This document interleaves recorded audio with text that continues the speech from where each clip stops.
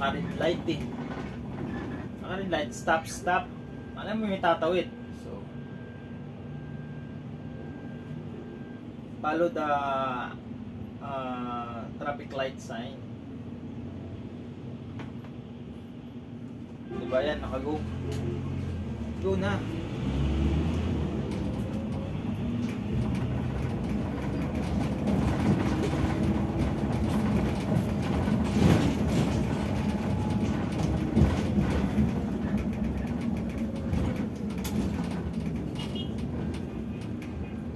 Yan eh, ipit ka talaga dyan. Mga kanan ako. Suot ka na ng suot.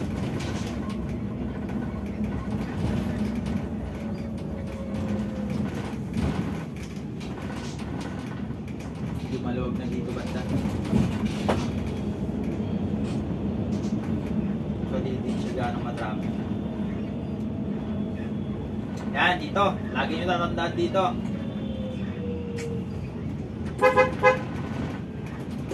Pa Quirino on Osmeña. So yung pangalawang stoplight is Osmeña Highway. Pag itong diretso naman, Quirino Hub, Malati. Diretso, tagos ng top, Quirino top. So, yung stoplight niyan, maraming laging nahuhuli dyan. Dami akong napapansin, nadadaanan ko, nahuhuli. Because yung lane nila is walang marking, and then yung stoplight is dalawang sign ng arrow is left side. And then itong isang stoplight is diretso. So, once nandito ka sa second lane, from the right lane, puhulihin ka nila, o katulad ito, nakago. Dito yun sa second lane, so ayan o, nahuli. Ayan, o, kita nyo yan. Nahuli yan. Ayan, nahuli yan niya. Dahil doon sa stoplight na ano nila, tapos yung lane is walang marking lane. Kasi ang gusto nila mangyari, susundan nila yung stoplight. So, lahat na left side, bibigyan nila is 3 lane. So, isang diretso, isang lane niya lang. So, once na nandito ka sa second lane, tapos dumiretso ka, nag-guna, dumiretso ka, asahan mo na yun. Paparahin ka talaga dyan. So, yan ang lagi yung ingatan dito sa Quirino Osmeña stoplight. Halos dyan, lagi, maraming nahuhuli dyan. Gabi man o araw. Pero kadalasan dyan, gabi nila binabanatan. Pero ditong oras, gabi na. Yan sila bumabanat. So, awareness lang. Lagi tayo mag-iingat dyan. Kasi, alam mo naman dito sa Manila, natin masabi lahat. Diba? So, dapat sana, lagyan nila ng marking lane. Bigay nila lahat yung tatlong linya. Left side. Kasi meron kasi hindi maiwasan eh. May ibang mga motorista doon sa second lane, alam nilang itong way na tong diretso is 3 lane.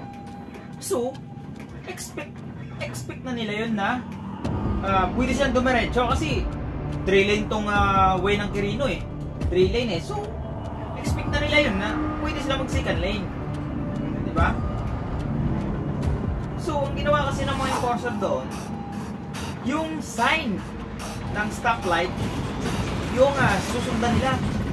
Pag nahuli ka, ituturo yung sign, stoplight sa kaliwa lahat. Kaliwa yung tatlong linya. So, yung marking ng stoplight sign is dalawang sign arrow to left side. Tatlo, tulad yan, tatlo. So, mid siya na, yung isang stoplight dito is diretso lang talaga. Once pag dito ka nakapila, tapos arrow yan dito, naka left side, uhulihin ka nila. So awareness lang po lagi sa mga dumadaan ng Quirino and Osmeña stoplight. Halos lagi-lagi yan dyan, marami silang nahuhuli. So tayo, lalo na ang iba, di alam yung mga patakaran dito, yung mga rules na pinapatupad ng mga enforcer, MMDA man, o city ordinance na pinapatupad nila.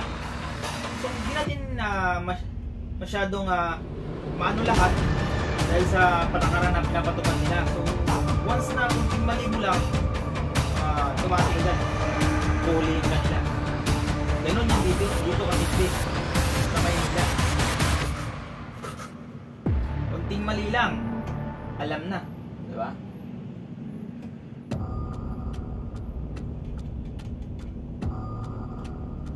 Pero dapat sana kung bawal talaga kasi may time na may dumadaan pero inahayaan lang nila, di nila hinuhuli yung way na yun ng Quirino at saka Osmeña stoplight pero minsan nagsiscan lane diretso, di naman nila hinuhuli.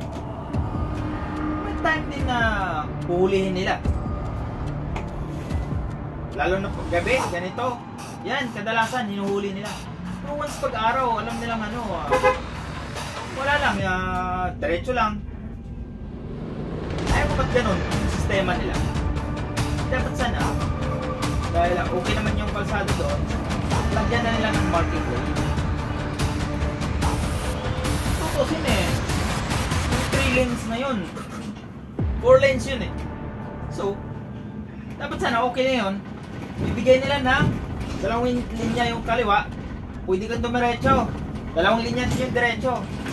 Binibigay nila 1 linya lang diba?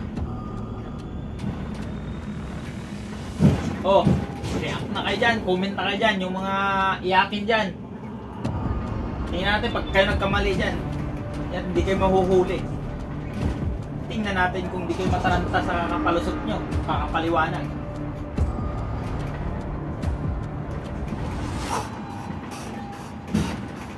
Kasi iba nag-react, ganyan.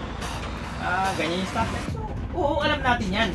Tayong alam na natin. So, mayroong iba kasing motorista na hindi nila alam. Diba? Hindi na alam yung na yan, yung sign dyan. Kasi, expect mo na yan. Expect niya na yun. Na 3 lanes. So, pwedeng expect niya, pwedeng dumiretso kasi 3 lanes to So, yung pala, is mali.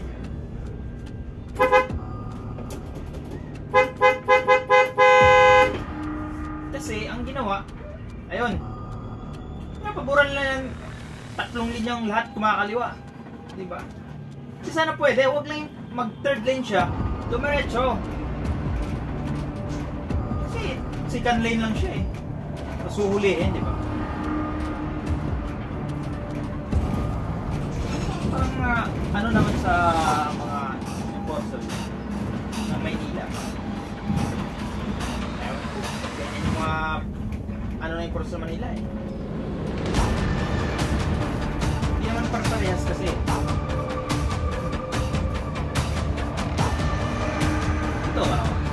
dito marami rin ang huli dito.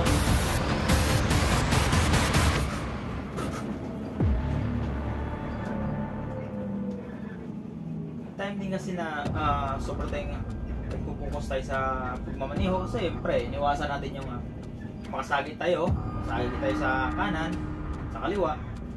So nagpupunkos tayo sa kalsada. So minsan yung siyempre alam na natin okay naman yung sign or what, minsan may time talagang di mo expect na ganun pala mangyayari. Is bawal doon, bawal siya dumiretso kasi nasa second lane siya.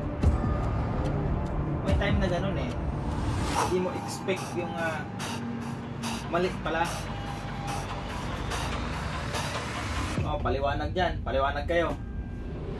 Comment na kayo dyan, sino yung mga magaling dito sa Manila, mga kapwa ko driver dyan. Maraming magagaling dyan, maraming magre-react dyan. So comment nyo na yan.